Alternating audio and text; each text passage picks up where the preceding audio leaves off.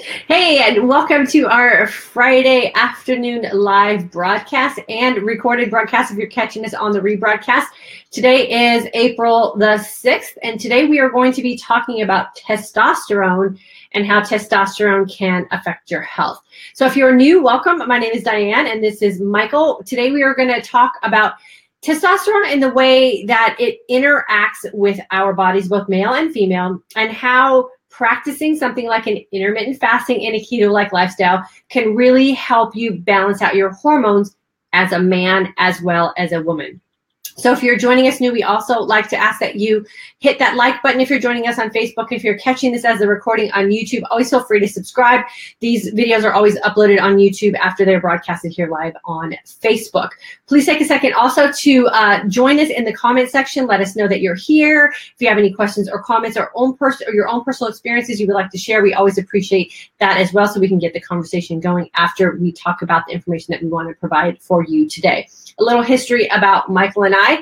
We have been in the health and fitness industry together for the past almost 10 years. I have been in it for the past 25 years as a group fitness instructor, a nutritional coach, and a personal trainer, so to speak. And our goal here on this channel is to help explain what our family goes through and what we've gone through as couples, to encourage you as couples or men or even just women, really think about how changing some things in your not only nutrition but your overall lifestyle can really add to what it is you're looking for in improving your overall health and well-being and longevity as we can start going through the aging process. So I'm going to turn it over to Michael. Michael's going to talk to you guys a little bit about testosterone, and then I'll kind of jump in and add my 2 cents when needed about the aspect of it from the female standpoint. So Michael, go ahead. Well, with testosterone, it's not something I've necessarily in my life really had to deal with yet, besides going to get a physical. And it's one of the things that they check you off on is what's your testosterone levels like? And mine were good, but it's something that I have to keep my eye on. And if you have low testosterone, it definitely can cause you some health issues. So it should be a big concern. And basically, we all know that it's a sexual hormone, and it affects your bone density, your muscle mass, your sexual drive. It can cause such things as, erectile dysfunction. And so it's kind of a taboo thing. Like when people have low testosterone, they don't tend to run out and tell everybody, "Hey, I got low testosterone." They don't wave a flag about it. So it's something that's kind of kept secret because we kind of associate it with our manhood. If you're low testosterone. But, some of the things we know that low testosterone affects has a lot to do with, like I said, your muscle mass, bone density, sex drive, that sort of thing. But now the new research is coming out saying it has a huge effect on prostate cancer, heart disease, and just straight up death. Okay, so that's enough for me to try to keep besides, wanting to have a healthy sex life, of course, but also, when you talk about dying and prostate cancer and heart disease and all these different things that it can affect you in your life, you really want to keep a focus on it. And in this IF keto lifestyle, that we're trying to bring you guys, it goes back to all the stuff that we've already talked about.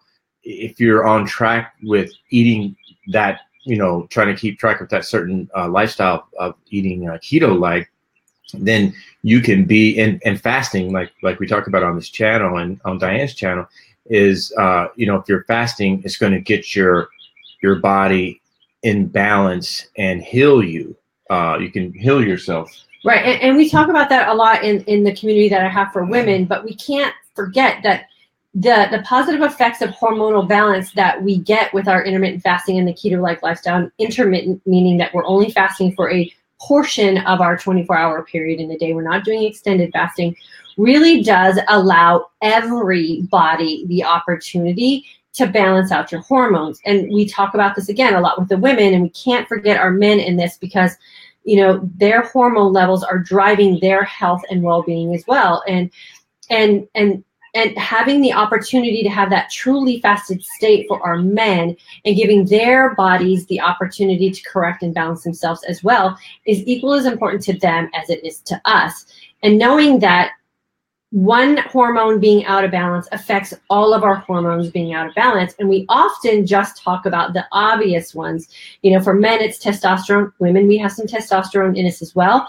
And then for women, we have our, you know, our estrogen and our progesterone. And those are the two that we really focus on and really want to get in balance. But we have to remember that everyone that's out of balance is going to pull on another one and pull it out of balance. So we really want to make sure that we're doing the things that it takes to get in balance. So Michael, other than creating a fasting environment that we know allows our body to heal itself and really balance out, what are some other things that men can do in their everyday life to really make sure that they're reaching their optimum balance with their hormones? Well, some of the research I looked at, you know, testosterone does affect how our body stores fat, which is kind of a big deal, because if you have that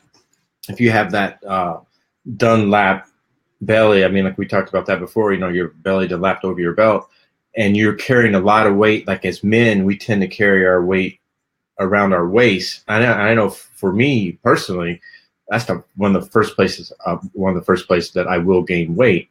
Well, and genetically, that's your family makeup too. Right? Yeah, and carrying that extra weight has a huge effect on your testosterone.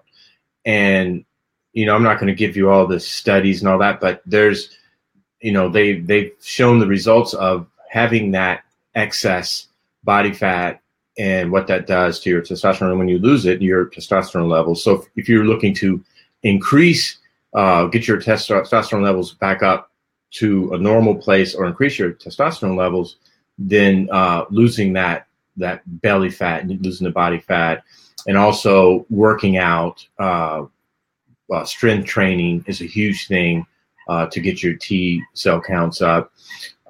And one of the things that we talk about a lot in this community is eating a lot of fat, eating the good fats, you know, like the fish and the nuts, avocado, and those type of fats will really help you build up that testosterone.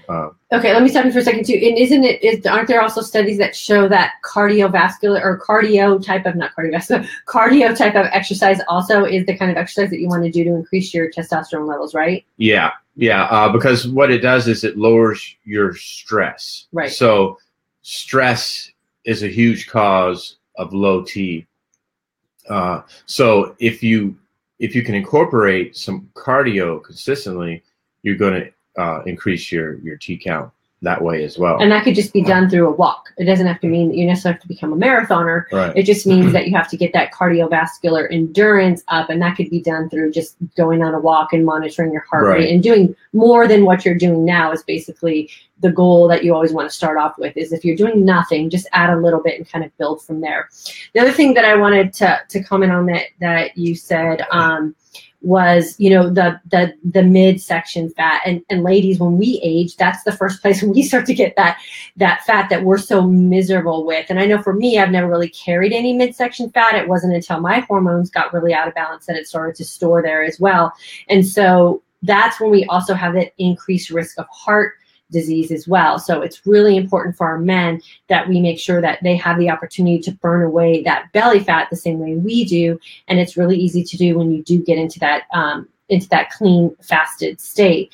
The other thing about muscle mass too for men, you know, the more muscle mass we have, the more balanced out our body is as well, is that when we are in that truly fasted state and we start to get into those deep levels of our fasted state. And for us here, that's really like that 16th to 20th hour. Our human growth hormone is like exponentially increased. And that in itself is that thing that can actually help your hormones balance out, because it is a hormone too. So that could be that thing that could, you know, instead of pulling against it, it's going to pull with you, and we can have an increased level of human growth hormone, which can then also bring up the other hormones like testosterone as well. Yeah, and something I want to touch on what you said about just going for a walk. Well, it's the same thing with strength training. Like a lot of guys think of strength training as I'm going to go in there and I got to throw on 4 plates. And if I'm not doing that, and I'm not slapping some weights around and in there for 2 hours, no, it's not about any of that. It's about consistently going in and doing strength training. I don't care if you have 5 pounds in each hand. If you're doing, if you're doing some curls or you're doing whatever, some squats, it's building up that strength. So if you're building the strength in your muscles, it's gonna help you in a lot of ways. So that's a good point that you brought up, that it's not necessarily, that you're going out and you're like running marathons. No, it's doing those little, you can go out, sweep the floor. We talk about that a lot. If just moving and, walk around the block a few times, lift some light weights and do a lot of reps. So it's possible without having to, have a gym membership or, spend tons of money on weights for your house. You don't have to do any of that. There's ways to you can lift books and build your muscles. So it's vacuum possible. the house for your wife. Yeah. So that we've talked about losing body fat through cardio and some strength training. We've talked about increasing your healthy fat intake. What about alcohol? What does alcohol do for men in regards to hormonal balance? And we talk again about this a lot with women and having our nightly glass and or bottle of wine, whatever stage you are with that. But what does that do for men's testosterone levels as well? We know what it does for women. What does that do for men? It lowers the T count. The article I read, I don't know if I necessarily agree with it 100%. I read an article in Men's Health.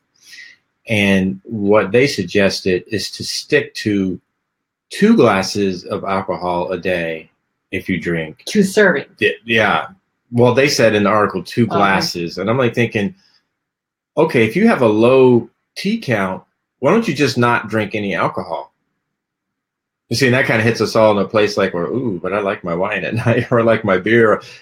Yeah, I know. But until you get back to a place to where your hormones kind of level out and you heal yourself, maybe it might be a good idea not to drink at all. Well, and we talk about that reality too on the women's side of things, is that you have to think about what you want, right? And what your big why is. And there's no really healthy, optimal looking conditioned person out there who's drinking every single day or having dessert every single day. You really have to create that nice sense of balance of, you want to live your life authentically and you want to be able to have things in life that you enjoy, because life's just horrible if you don't have the fun things in it and things that you enjoy. But realistically, if you have to have alcohol every single day, and there's another program for that. Yeah, there's another program for that. Or maybe you have to just come to a reality check with your life and going, why am I continually doing this to myself? And I'm not happy, and I'm not feeling good, and I'm not, you're losing some of your bodily functions or whatever is going on. And is that worth it for this other thing? And if the other thing's more important than you getting you back, then yeah, we have to do some other digging. And that's coming from people who like to drink. We like to drink alcohol. I like to drink beer. We like to drink wine, but we're at a position to where we can do that. Well, but we have been in a position before where we're like, okay, none at all, and we just stop completely until we get ourselves back, to where we. But we also value it and evaluate it in a different way than we used to when we were younger. So we want our health first. We want our energy. We want our bodies. We want all those things. And then we like to, go out and have dinner and have a glass of wine or a beer or two. But, it's the consumption level in which you're doing it and the repetitiveness of it. And some people can drink more than others and all of those things. So there's no judgment at all. But if you're not happy and there's things that you're doing in your everyday life that are keeping you unhappy, that's when you have to start self-evaluating. And that's where the alcohol realization comes in. So we want to limit the alcohol consumption. And then what is another thing that we can do to help balance out or increase hormones for men? Let's see. I think we kind of covered stress. it all. What about stress? Stress. We covered stress already, and stress is a huge one. Because we all carry a certain amounts of stress. I know, like towards the end of last year, I was starting to feel a lot of anxiety and a lot of stress, from working and trying to keep up, and I kind of slowed down on my cardio a lot. Still lifting a little bit of weights, but I slowed down on the cardio a lot.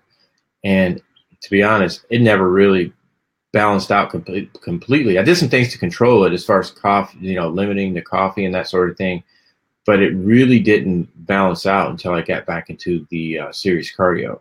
Now I don't feel those, that serious meaning 30 to 45 minutes. Yeah. Yeah. And not every day, yeah. just consistently, right? So I don't feel those high, cortisol levels anymore where, you can feel it, it's like, you just feel like that stress. It just weighs on you.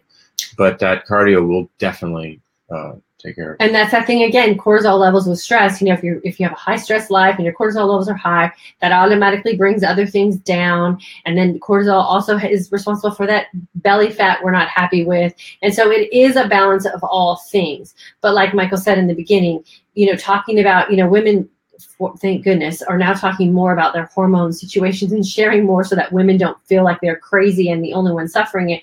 And men should also do the same thing. Talk with your spouse if you're not feeling right about some things. Join us in this forum here where we openly talk about, some things that are not going on in life that are right or you're not comfortable with, and some things that we're doing in our own life. Like, be more open about talking about it. Because when you harbor things that don't feel good, or you're harboring things inside that you're not happy with, or maybe that even you're ashamed with, that's going on with your body or your life, then that becomes another layer of stress that is preoccupying you and taking you out of your life and eventually is going to make you sick. So we hope that us being here and sharing these uncomfortable things with you guys and being very honest about our own personal experiences will help you realize that it's okay to talk to people. You don't have to talk about it here and, where there's thousands and thousands of people that are going to watch it, but make an appointment with your doctor if you need to, and talk with your doctor about some things, or sit down with your spouse or your best friend or whatever. And what we have found in this community of sharing is that you're not alone. And the more open you are, and the more the sharing that you do, and the more vulnerable you become, the more you realize that you're not alone. And not only are you helping other people when you do that, but you also have the opportunity to help yourself. So if you're feeling off about some things, or some of these things that we talked about today resonate with some things that are going on with you, definitely reach out to someone, do some research. It's just a simple Google search. Read until you find enough information that makes sense to you, with some things that you can incorporate in your life if you feel like you're having some issues with some testosterone levels being low. And, and it's that thing too with fasting. It's that natural way to bring things back with time and consistency, limiting some things that you're doing in your feasting window, and then really becoming conscious about the signs and signals that your body is sending you as a man as well. You get those signs and signals as well, just like we do as women. So tune into those. Those are those precursor warning signs that that your body is sending you, letting you know that something's not right, and it's giving you the opportunity to fix it. And if you listen and you tune in and you become really aware of those things, then you can fix the things that are going wrong with you, like Michael did with his stress. We've worked very hard on that, and now he's much more comfortable. He's actually getting good sleep at night. And it was, simple thing like changing the type of coffee we purchased and allowing him an opportunity to get more sleep, and adding in some cardio. Really simple fixes, and reducing alcohol. And he's now following the same way I'm eating to balance my hormones. And those are all just life things. And it's super easy to get some things fixed if you're not feeling well. So definitely don't feel like you're alone. And there's something too that we started doing this year.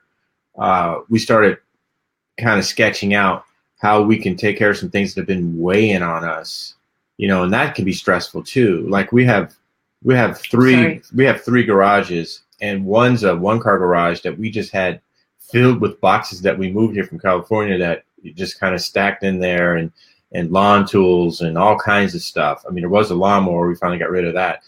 Well, that has been that way since we've been here. We've almost been here 4 years.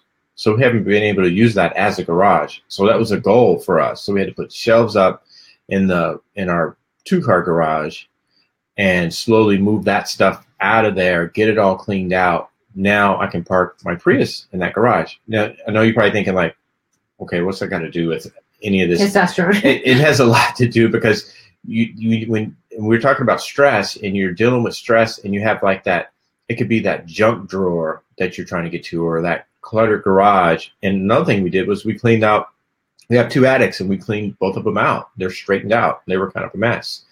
Well, that kind of weighs. You don't think it does, but it weighs, on the back of your mind. Yeah, So, and that's why we're dedicating April to decluttering and cleaning things out in our life, as well as what we're doing on social media as well, because it just, like, as soon as we got the garage done, we were like, oh, we just felt a level of stress go away for us. And so if you're feeling that stress and you're not knowing where it's coming from, look at your environment, look at your life. Is your desk stressed out? Is your bedroom stressed out? Is your closet stressing you out? Is your food pantry stressing you out? Like, it's worth it to spend a little time decluttering your life and getting those, those not so obvious stressors out of your life. Stress doesn't have to be a big explosion of something. It's just those little tiny things that are building up on you that are weighing you down and not allowing you to be conscious in your life. And that is enough to set you out of balance hormonally. So we started with the health things first, and the things that we knew were kind of going to be factors from what we know from studying nutrition.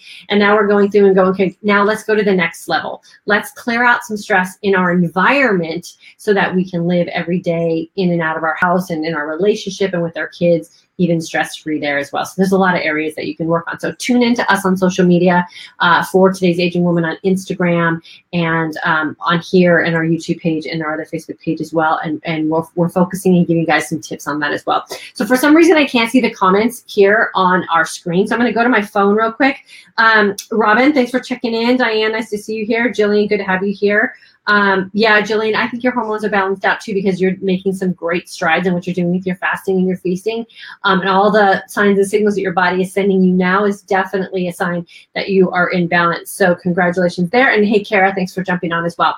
So we're going to jump off. I hope this was helpful to you. Like I said, always feel free to Google for yourself information that you need to find to make you feel good about changes that you need to make.